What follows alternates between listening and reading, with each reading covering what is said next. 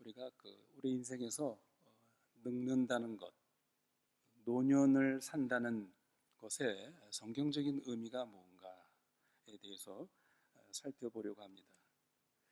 저희가 이 늙음 혹은 또 이 노후에 대한 이 성경적인 의미를 살펴야 되는 것은 저희 교회에 나이 드신 어르신들이 좀 이렇게 많이 계시기도 하시고, 또 저희 젊은 사람들도 언젠가는 반드시 우리가 일찍 죽지 않는다면 이 노년의 이 시기를 맞이하기 때문에 우리가 성경에서는 이 노인이 된다는 것, 늙는다는 의미가 뭔가, 성경이 가르치는 그 진실에 대해서 저희가 좀 그것을 잘 알고 생각할 필요가 있다고 그렇게 생각이 됩니다. 우리 모든 인간이 가진 가장 보편적이면서도 가장 두려움은 아마도 죽음일 것입니다. 그래서 사람이 나이를 먹고 또 노후를 맞이하게 되면 문득 내가 더 나의 죽음에 더 가까이 왔다라는 아주 조용한 불안과 두려움에 사로잡히기도 합니다. 그런데 오늘날 우리가 살고 있는 이 시대의 정신과 문화는 이 늙어가는 이 시간과의 눈물겨운 전쟁을 벌이고 있습니다. 이 피할 수 없는 이 늙어가는 현실을 피해보기 위해서 이 부정할 수 없는 이 노화의 과정, 이 현실을 부정하기 위해서 애를 쓰고 있는 것이죠. 그렇지 않습니까? 그래서 노화 방지에 효과가 있다라는 그런 무슨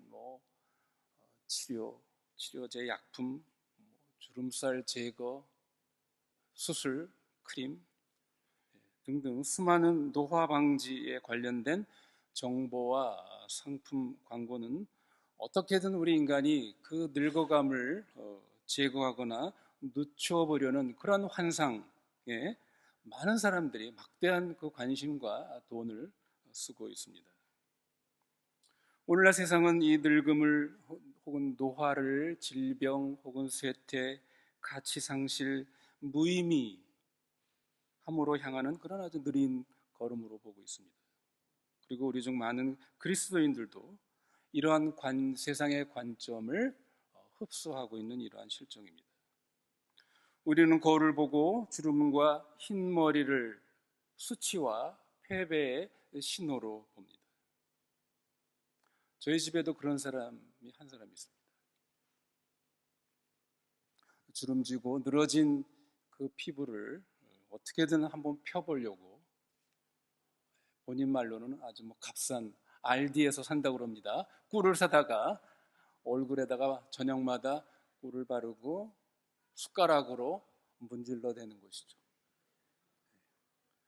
애처로운 시도를 하고 있는데 과연 본인의 뜻대로 되는지 그건 잘 모르겠습니다. 그래서 제가 제 아내 뽀뽀를 안 합니다.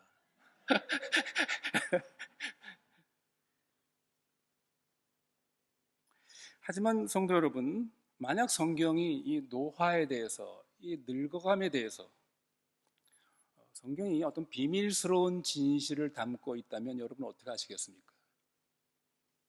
그리고 만약 이 세상이 늙음을 끝이라고 여기는 것을 하나님 나라에서는 늙음은 진정한 시작이다 라고 여긴다면 여러분 어떻게 하겠습니까? 그리고 세상이 늙음을 쇠퇴요, 수치라고 부르는 것을 하나님께서는 영광스러운, 오늘 본문의 영광스러운 그것은 대관식이다, 면류관을 얻는 즉위식이다 라고 성경이 그렇게 가르친다면 여러분 어떻게 하시겠습니까? 성경에 말하고 있는 내용은 너무나도 이 세상의 문화에 대해서는 소위 카운터 컬처, 반문화적입니다. 그리고 심지어 급진적이어서 오직 믿음의 사람들, 그 영혼의 눈으로 세상을 보는 법을 배운 사람들만이 진정으로 이해하는 그러한 진리들입니다. 성도 여러분, 우리가 그리스도인으로 산다는 것이 무엇입니까? 제가 자주 말씀드렸죠. 그리스도인으로 산다는 것은 그저 주일날 교회에 다니고 성경책을 끼고 사람들에게 나는 예수 믿는 사람이다, 단순히 그런 고백적인 것이 아니죠. 뭐라고 그랬습니까? 성경이 우리에게 알려주신 그 진리, 그 진실을 믿고 그 진실, 진리 안에서 사는 사람들입니다.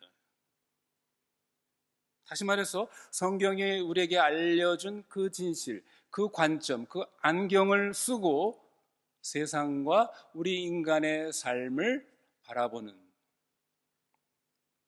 그것을 의미합니다.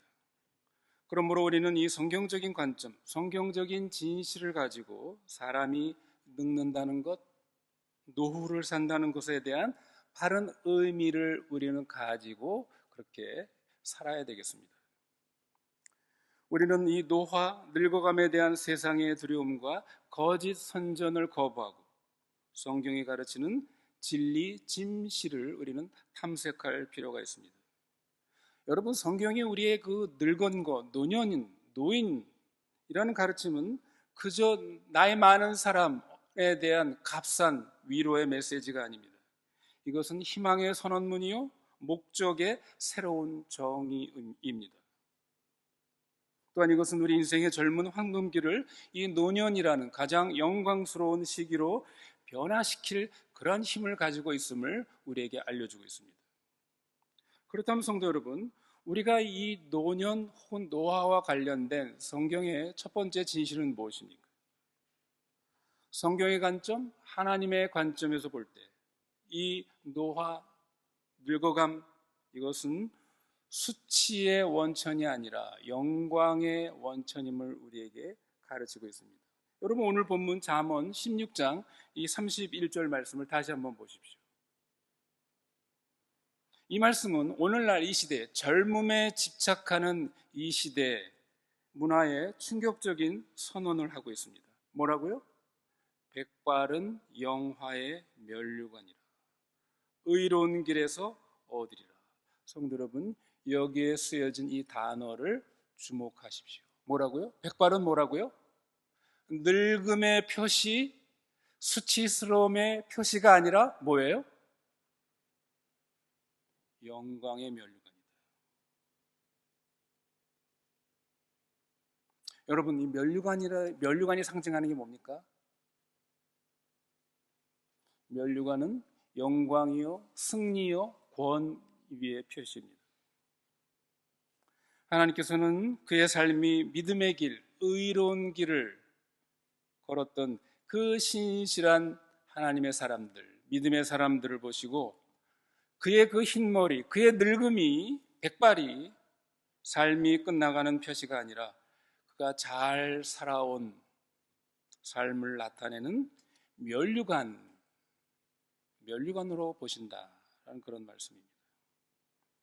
오늘날 우리 사회는 흰 머리카락을 감추기 위해서 엄청난 돈을 쓰고 있습니다. 오늘 이 세상 사람들이 말하는 이 백발 흰 머리라는 것은 더 이상 이 사람은 나는 젊지 않고, 나는 더 이상 건강하지 않고, 나는 더 이상 자랑스럽지 않고, 나는 더 이상 중요하지 않은 사람이다 라는 그런 표시라고 생각하고 있기 때문입니다. 그러나 하나님의 관점에서 백발은 뭡니까? 늙음은, 노인은 베테랑의 제복이요, 참전 용사의 영광스러운 훈장이라는 것입니다.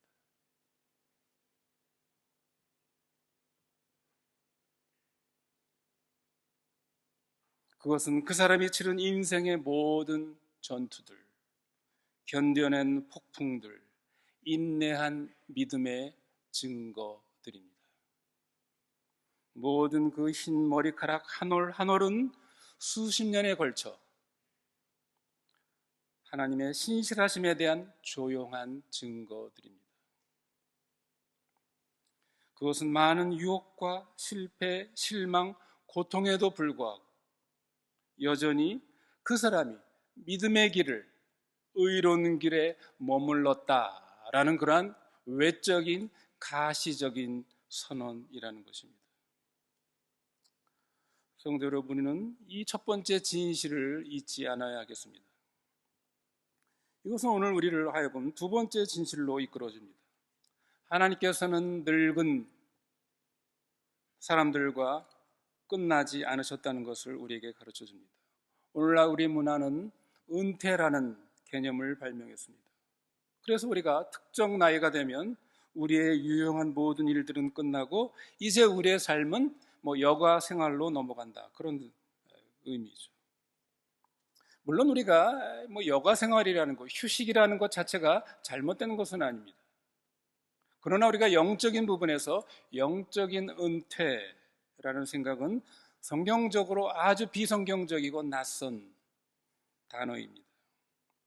우리 인간, 우리 인생에는 유효기간이 없는 것입니다. 성도 여러분, 성경에 기록된 우리 믿음의 조상들을 한번 보십시오. 모세가 하나님으로부터 가시떨기나무에서 사명을 받은, 그래서 그 나라 이스라엘 나라를 이끌도록 한 그 사명을 받은 나이가 몇 살입니까? 80세였죠. 아브라함과 사라가 하나님의 새로운 구원의 계획, 하나님의 나라를 이제 하나님이 계획하시고 그것을 약속받았을 때 아브라함과 사라의 나이는 대략 한 100세 정도 됐습니다. 신약 복음서에 나오는 여러분 안나와 시몬이라는 노인들을 아십니까? 그들은 가장 큰 성전에서 특권을 받았죠. 구약에서 그렇게 모든 선지자와 백성들이 바라고 고대했던 메시아를 그들의 눈으로 목도했던, 그래서 그 메시아 아기 예수를 보고 안고 축복하는 특권을 가졌던 참 나이 많은 노인들이었습니다. 우리의 위대한 사역, 우리의 가장 큰 기여는 바로 이렇게 노년의 시대에 있을 수 있다는 것을 성경은 우리에게 가르쳐 주고 있습니다.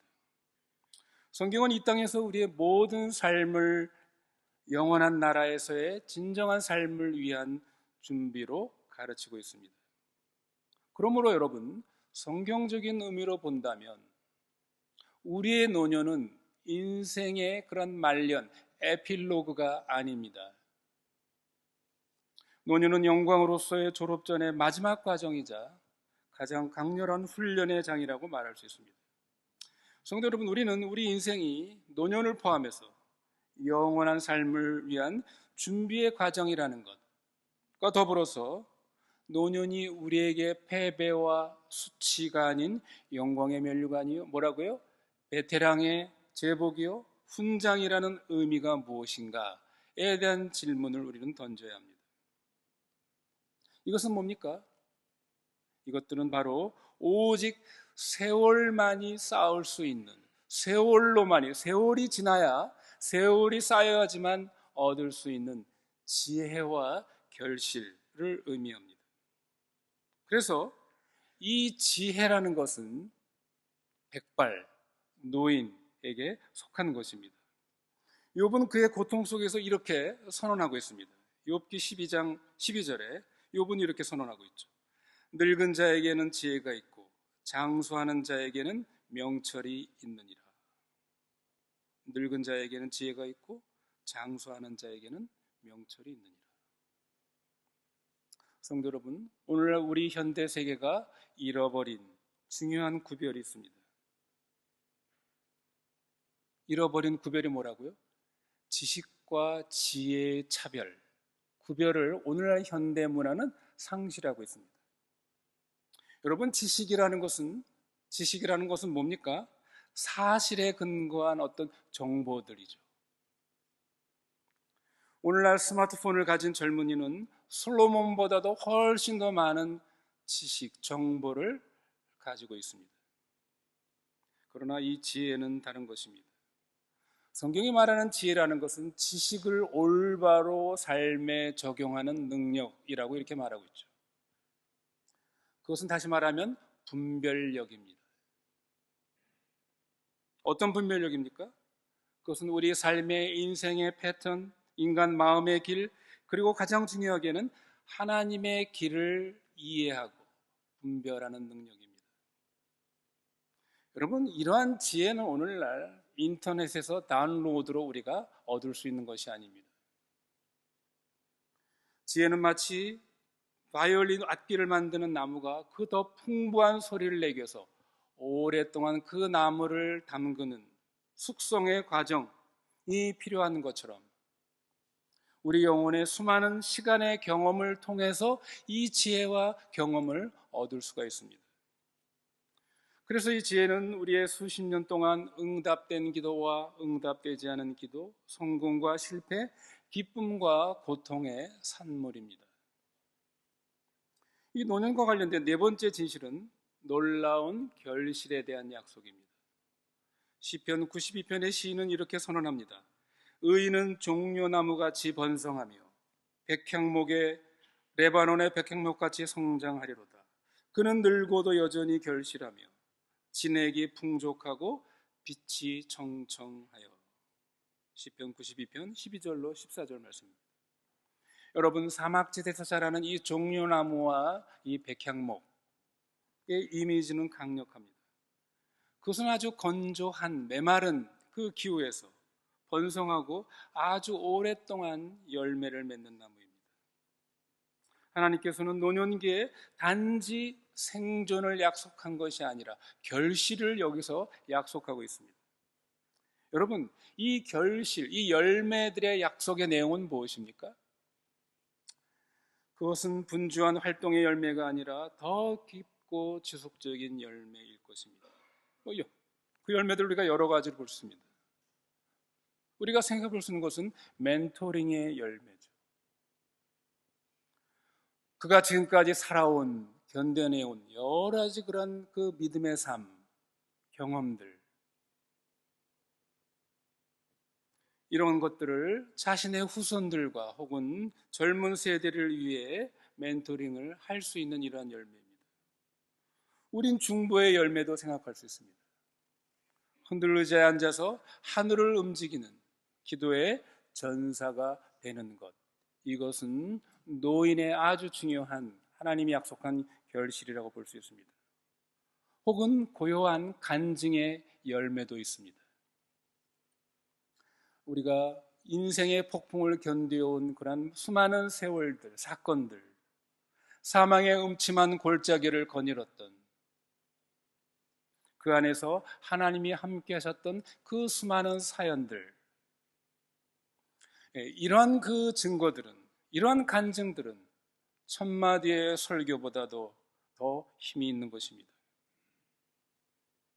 젊음의 싱싱한 계절이 변하여 노년의 계절을 우리가 맞이하고 있지만 하나님의 왕국을 위한 열매를 맺는 능력은 여전히 남아있고, 특히 그것이 열매가 절정에 달할 수도 있습니다. 이 지혜와 결실에 대한 이러한 진실은 우리로 하여금 우리의 시간, 우리의 인생 세월을 새롭게 보는, 새로운 관점에서 보는 변화로 이끌어줍니다. 이것이 바로 성경이 우리에게 말하는 다섯 번째 진실의 말씀입니다. 다시 말해서 우리의 시간을 재정의할 수 있다는 것입니다. 우리 그리스도인의 삶은 믿음의 셈법 혹은 경건한 셈법을 가지고 살아야 한다는 것입니다. 시편 90편 모세의 기도로 되어 있죠. 모세는 이 시편 90편에서 이러한 기도를 하고 있죠. 12절에 우리에게 우리의 날 계수함을 가르치사 지혜로운 마음을 얻게 하소서. 우리에게 우리의 날 계수함을 가르쳐 주소서. 여러분, 언뜻 보기에 우리의 날을 계수한다라는 것은 아주 병적이고 어떤 이 생에 대한 집착처럼 보일 수가 있습니다. 그러나 이 모세가 여기서 기도하고 있는 우리의 날 계수함을 가르쳐달라라는 것은 사실은 이것과는 정반대의 그런 의미입니다. 이 세상은 필사적으로 자신의 날을 계산하지 않으려고 합니다. 자신의 시간이 유한하다는 것, 다시 말해서 자신의 죽음이 날짜가 지금 가고 있다라는 이런 것들을 잊으려고 합니다. 그러나 신실한 신자는 자신의 날을 세는 것, 즉 자신의 죽음을 생각하는 것, 이것을 내가 인식하게 해달라, 매일매일 이것을 내가 인식하게 해달라라는 이 바람, 이 기도는 모세가 죽음에 대한 불안 때문이 아닙니다. 오히려 자신이 있는 이 인생, 이 시간, 삶의 긴급함 때문에 이러한 기도를 하고 있는 것이죠. 이것을 이해하고 있는 사람입니다. 그것은 매일의 삶이 예배행이며 매일이 낭비되어서는 안 될 하나님의 귀중한 선물이라는 이러한 인식을 해달라. 그런 기도입니다. 그래서 이것은 이렇게 우리가 해석할 수 있습니다. 주님, 제게 주신 이 인생의 시간들, 이 날들, 이 선물들을 내가 어떻게 당신의 영광을 위해서 사용할 수가 있겠습니까? 라고 그렇게 묻는 것입니다. 성도 여러분, 모세가 우리의 날 계수함을 가르쳐 달라. 다시 말해서 시간이 흐르는 것, 다시 말해서 나의 죽음을 의식하며 살게 해달라라는 이 기도의 의미 속에는 우리를 불안하게 만들기 위한 것이 아니라 우리를 의도적이고 적극적으로 만들기 위한 것입니다. 그렇다면 여러분, 이 기도가 실제적으로 우리에게 의미하는 바는 무엇이겠습니까? 그것은 우리로 하여금 우리의 시간이 다하기 전에 내가 더 빨리 용서할 사람들을 용서해달라. 내가 지금보다 더 많이 관대하게, 사랑하며 또 담대하게 우리의 신앙을 나누도록 재촉하는 그런 의미를 가지고 있는 것입니다. 결승선이 다가오고 있다는 인식은 달리기 경주의 모든 걸음을 더 의미 있게 만듭니다. 그리고 특히 이것은 노년기에 더 그런 것이죠. 그래서 이 노년기에 우리들은 손주들을 위해 자신의 삶의 간증 이야기를 들려주고 다른 사람들을 축복하기 위해서 자신의 여러 가지 일들을 간소화하고 정리하고, 그러나 무엇보다도 자신의 창조주와 얼굴을 마주하는 만남을 위해서 자신의 영혼을 준비하는 일에 집중하는 그런 영적 실천의 시기라는 것, 이것을 모세는 그 기도를 통해서 우리에게 가르친 것입니다. 사람이 나이가 많아지고 늙었다는 증거는 여러 가지가 있죠. 그 중에 하나는 뭡니까? 그 중에 하나는 이제 자기 스스로는 다른 사람들에게 이제 잊혀지는 존재다. 나는 더 이상 이제 나이가 들어서 다른 사람들이 나를 환영하지 않을 것이다. 그런 느낌이 들면서 자기 스스로를 소외시키기 시작합니다. 그래서 다른 사람들을 만나는 것도 좀 꺼려하고, 이것이 여러분 일반적으로 이 세상에서 나이 든 사람들의 증거라고 말할 수 있습니다. 그리고 바로 여기서 우리는 여섯 번째, 성경의 진실이 희망의 등대처럼 빛납니다. 우리의 신실함은 뭡니까? 결코 이 세상에서 잊혀지거나 환영받지 못하는 그런 시기가 아니라 오히려 하나님 앞에서 기억되는 그런 존재라는 것을 우리에게 가르치고 있습니다. 말라기 선지자는 말라기 3장에서 놀라운 통찰력을 우리에게 보여줍니다. 그는 이렇게 말합니다. 3장 16절에 그때 여호와를 경외하는 자들이 피차에 말하며 여호와께서 그것을 분명히 들으시고 여호와를 경외하는 자와 그 이름을 존중히 여기는 자를 위하여 여호와 앞에 있는 기념책에 기록하셨느니라. 성도 여러분, 이것을 기억하십시오. 하늘에는 어떤 책이 있다고요? 기념책이 있답니다. 기념책? 메모리 노트죠. 기억책이 있다는 것이에요. 어떤 기억책이 그 속에 있다는 것입니까? 하나님께서는 단지 이 세상에서 어떤 영웅적인 일을 한 행위만을 기록하는 것이 아닙니다. 하나님께서는 수십 년에 걸쳐 속삭여진 모든 우리의 기도, 보이지 않는 모든 친절한 행위들, 모든 조용한 신실한 순간에 그 어느 것들도 우리가 행한 것들을 하나님은 결코 잊지 않으시고 그것을 하늘의 책에 전부 다 기록해 놓으셨다는 것입니다. 우리 주님이 말씀하셨죠? 어린 소자에게 냉수 한 그릇 대접하는 것도 결코 하늘에서 그 상을 잃지 않을 것이다. 모든 것이, 우리의 모든 행위가, 선한 행위가 다 기록됩니다. 하나님의 사람들에게는 이 땅에서의 모든 죄악된 행위는 전부 다 사라지고, 전부 다 삭제되고 도말되고, 우리가 이 땅에서 한 모든 신실한 믿음의 크고 작은 모든 행위들, 섬김과 봉사와 사랑의 모든 행위들, 이것들이 다 기록되어 있다는 것입니다. 여러분, 다시 성전에서 안나와 시므온, 이 노인 두 사람을 생각해 보십시오. 그들은 성전에서 섬기고 기도하며 기다리며 삶을 보냈습니다.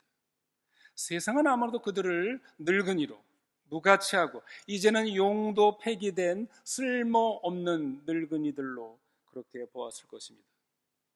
그러나 하늘은 어떻습니까? 하나님은 어떻습니까? 그들을 신실한 하나님 나라의 파수꾼들로 보았습니다. 그리고 적절한 때에 하나님께서는 상상할 수 없는 가장 큰 보상으로 그들의 인내를 존중하셨습니다. 기억하셨습니다. 이 지연된 보상의 신학은 신약의 아주 중요한 사상입니다. 단지 하나님의 그 보상은 지연됐을 뿐입니다. 그리고 우리의 최종 보상은 이 생에 있지 않습니다. 성경은 우리에게 위대한 반전, 역전을 우리에게 말하고 있습니다. 지상에서는 인생의 끝자락으로 사람들에게 잊혀졌던 그런 사람들이 하나님 나라에서는 첫 번째요, 가장 축하받을 사람들이 될 것임을 성경은 우리에게 말하고 있는 것입니다. 만일 여러분이 잊혀졌다고 느끼고 또 여러분의 신실한 믿음의 생활과 봉사와 섬김의 생활이 사람들의 눈에 띄지 않았다고 느낀다면 여러분, 실망하지 마십시오. 용기를 내십시오. 왜 그렇습니까?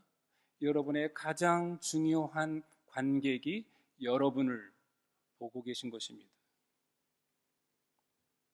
그분의 박수갈채가 여러분을 기다리고 있는 것입니다. 그리고 이것은 우리로 하여금 마지막 진실, 모든 것에 궁극적인 의미를 부여하는 그러한 진실로 우리를 이끌어 줍니다. 노화를 수치와 슬픔에서 승리의 통로로 변화시키는 진실. 우리의 운명은 흙이 아니라 영광이며 그 과정은 이미 시작되었다는 것입니다.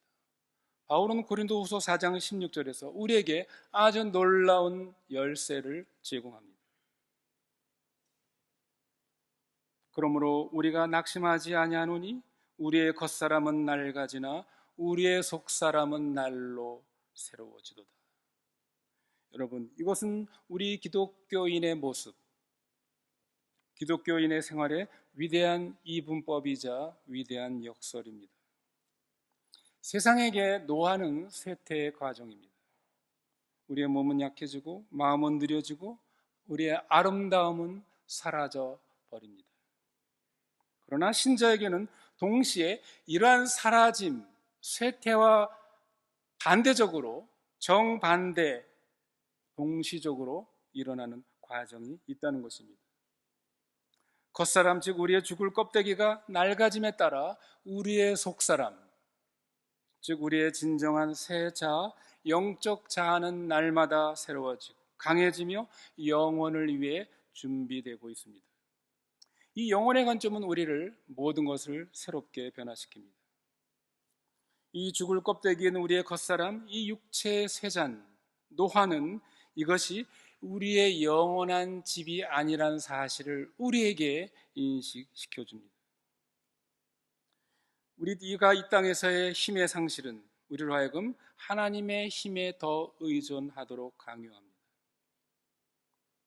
이 세상의 것들에 대한 초연함은 우리로 하여금 다음 세상의 현실을 받아들일 준비를 하게 하는 것입니다.